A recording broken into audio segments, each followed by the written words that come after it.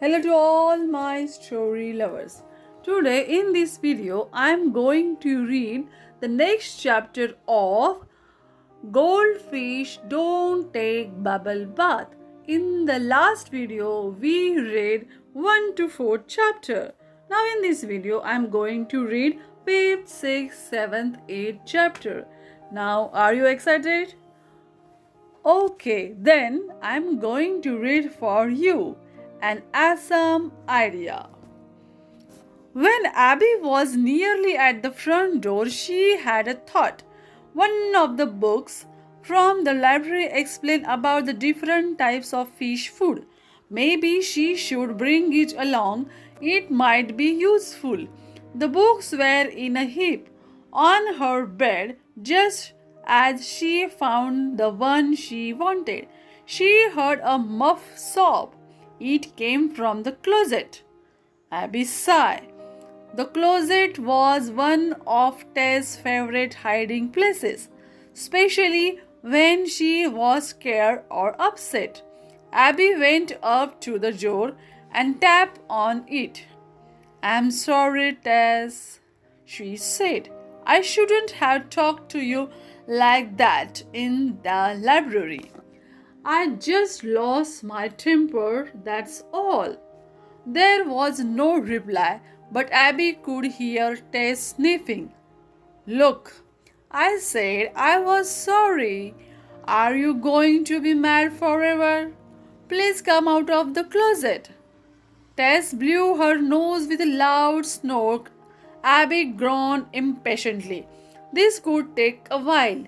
She looked down at the key and had an idea.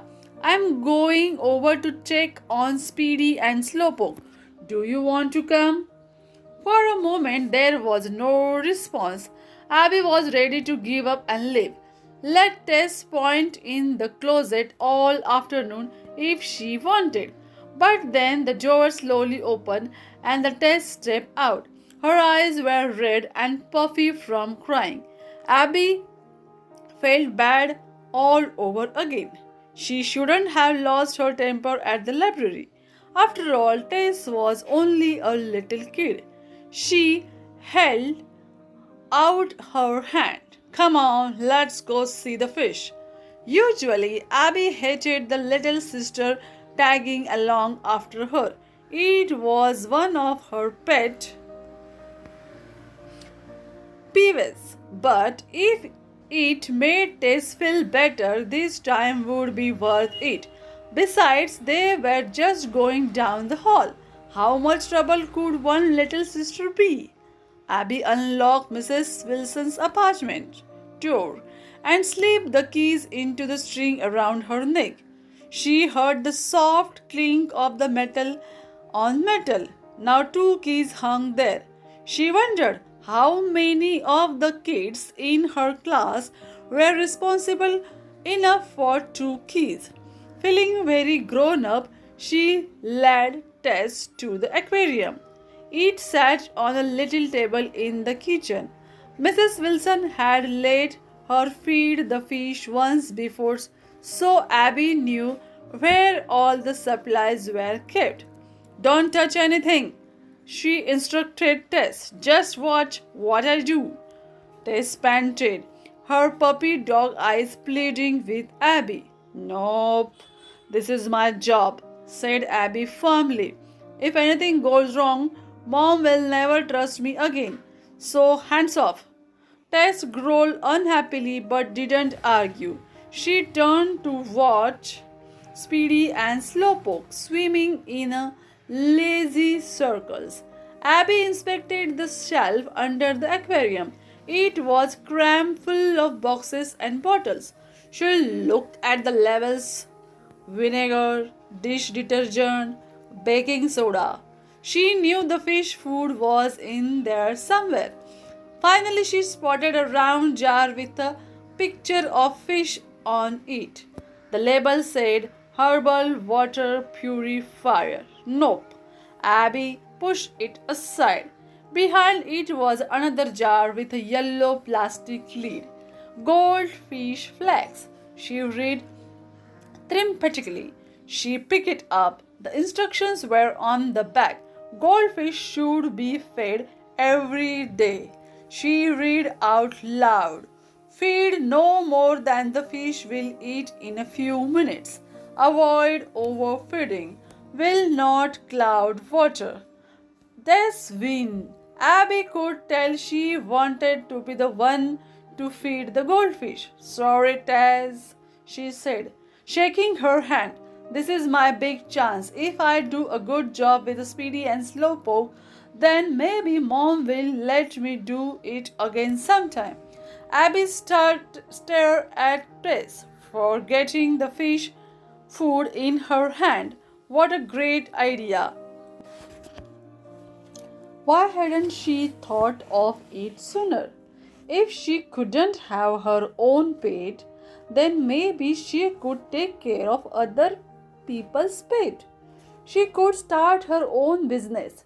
She could look after birds and turtles, or hamsters and the guinea pigs, even cats and dogs. She would be around animals all the time. She just had to prove she could do it. Now, the next chapter, Bubbles. Abby turned her attention back to the fish food. She pried the lid of the jar and pinched a bit between her fingers. P.U., she said, wrinkling her nose. This stuff stings.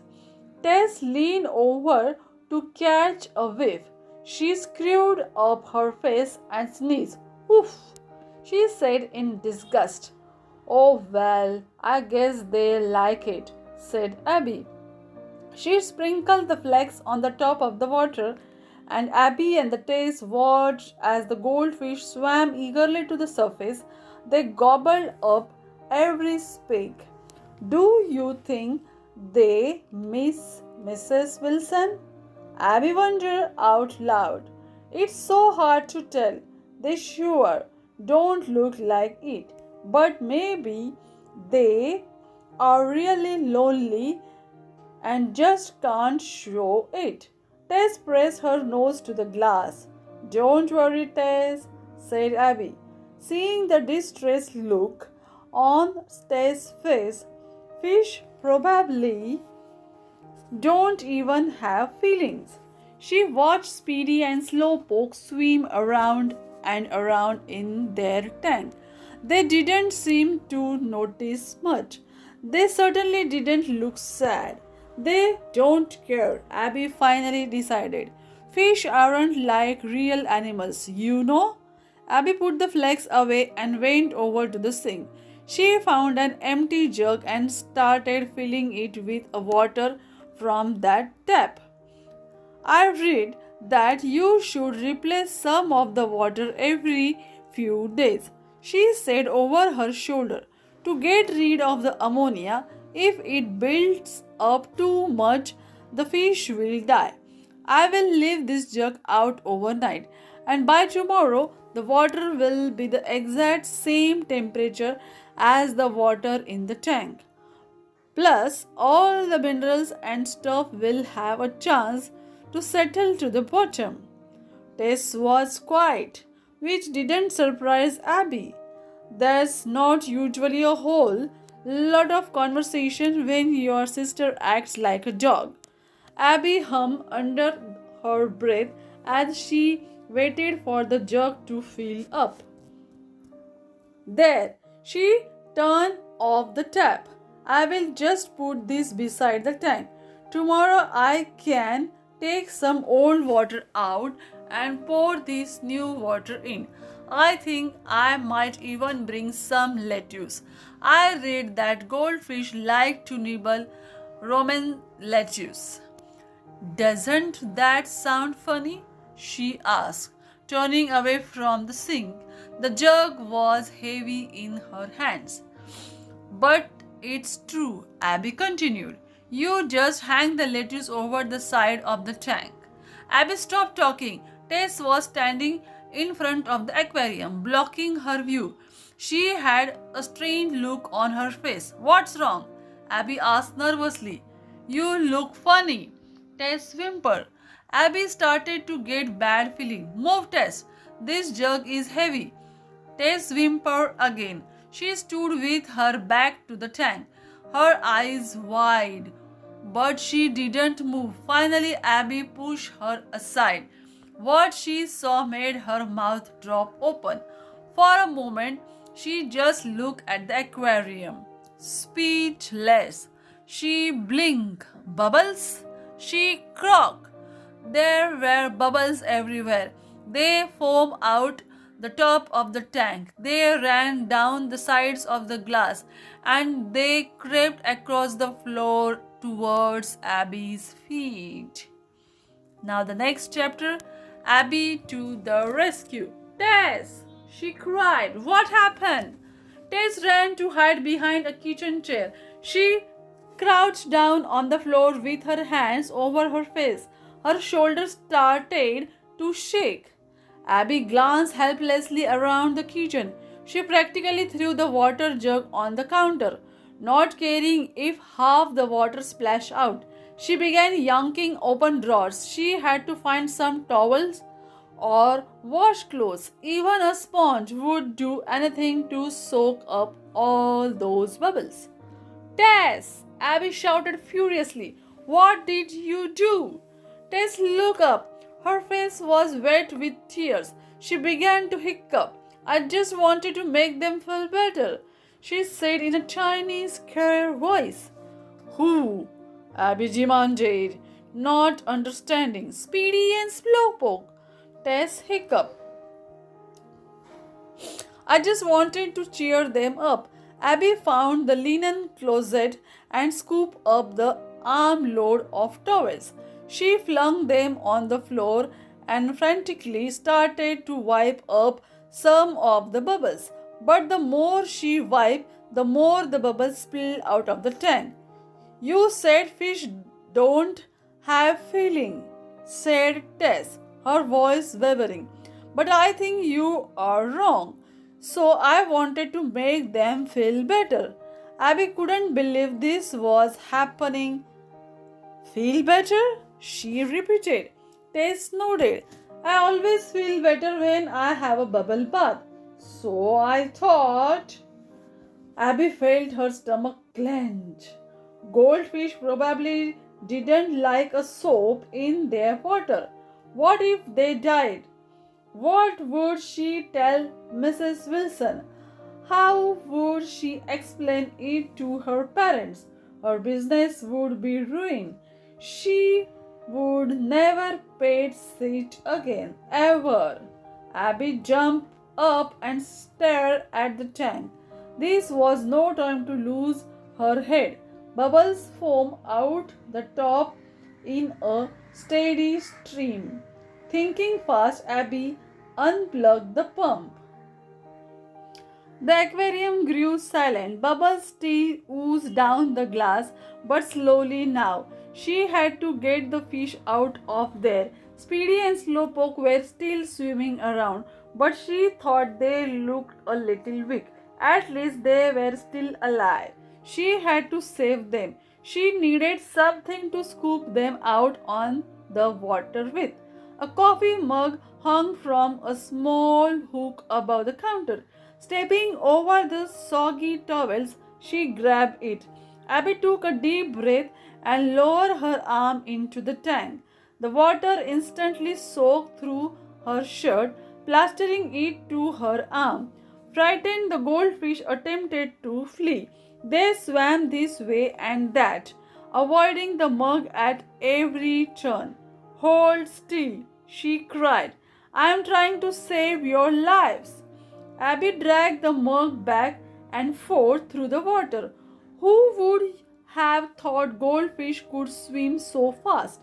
Just when she was sure she had one corner, it would flip its tail and dart away. Finally, frustrated nearly to tears, she captured them both and dumped them in the half-empty jug. They were alive and safe, at least for now. Abby wiped some suds off her cheeks and looked around the kitchen. What a mess! The entire room was a disaster. How could this have happened? Her gaze came to the rest on a green plastic bottle sitting beside the aquarium.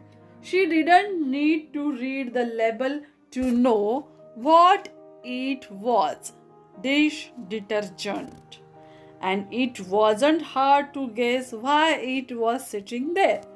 Tess was probably the only kid in the world who would think that goldfish like bubble baths. Abby looked angrily at her sister. I can't believe you did this, she said. I must have been crazy to let you tag along. Just look at what you have done. She gestured towards the aquarium. It was still foaming a little. You have ruined everything. I'm sorry, Tess hiccuped. Never mind, Abby interrupted. Just go home. I have to clean up this mess and get the fish back in their tank. I could help, Tess offered meekly. She crept out from behind the chair. Abby glared at her. I think you have done enough already, she said. And if you tell Mom about this, I swear I will never forgive you. But Abby lost her temper. You always ruin everything for me, she shouted. Would you just leave me alone for once?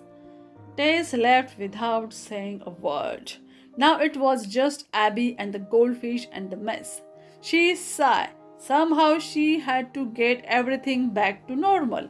If Mom found out, she could just forget about her pet care business. It looked like fish sitting was going to be more work than she thought. Now the next chapter is back to normal. The first thing Abby had to do was get rid of the soapy water. She searched through the cupboards until she found a juice pitcher. Working quickly, she scooped the water out of the aquarium.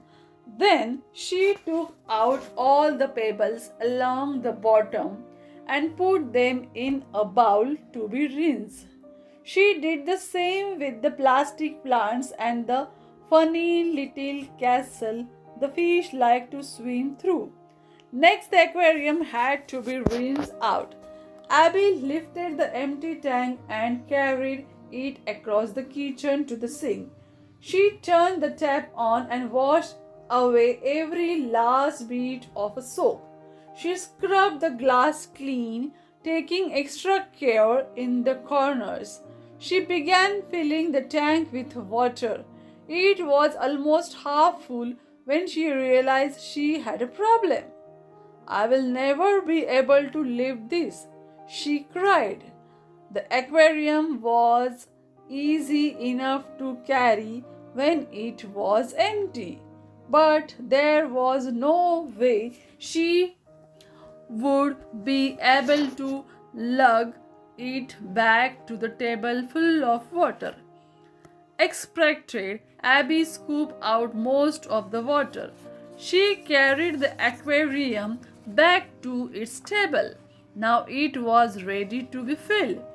It's good thing goldfish are cold water fish, she muttered to herself.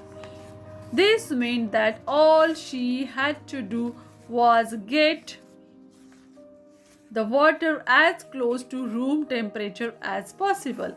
A library book had said room temperature was 21 degrees Celsius. It was lucky the aquarium had a thermometer. Abby lost count of how many trips she made to the sink and back.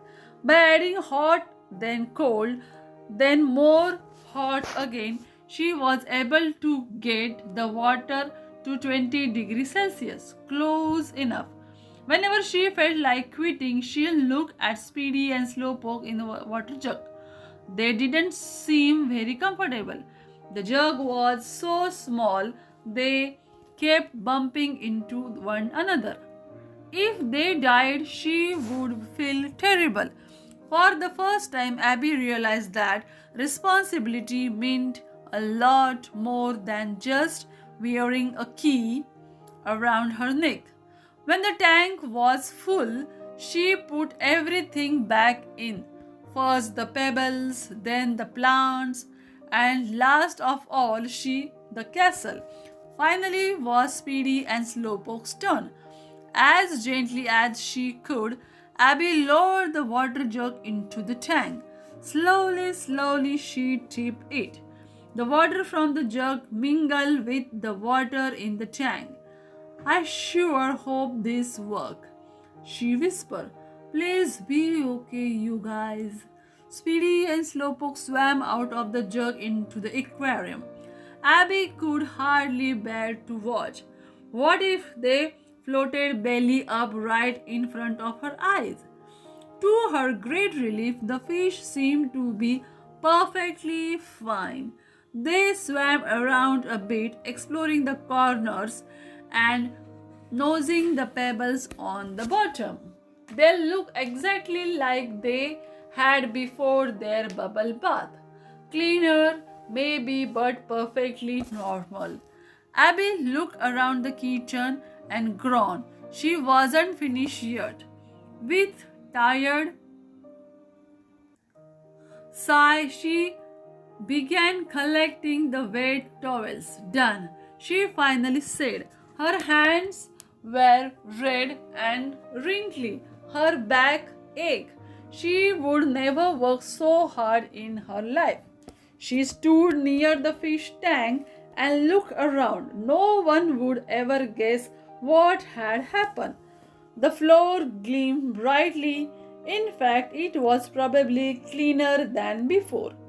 Abby hoped Mrs. Wilson wouldn't notice. Abby could hear the towels tumbling around in the dryer. She would fold them and put them away tomorrow. Best of all, the fish tank was humming quietly, not a single bubble in sight. I'm sure. Glad you guys can't talk, Abby whispered to the fish with a tired grin. Mrs. Wilson would probably faint if she knew what happened today, and I would be out of a job for sure. Speedy and Slowpoke just stared at each other, their mouth opening and closing silently. Abby made sure their air hose was secure and shut the lid. I will be back tomorrow, she said. But don't worry, this time I won't bring the test with me. I won't make that mistake again.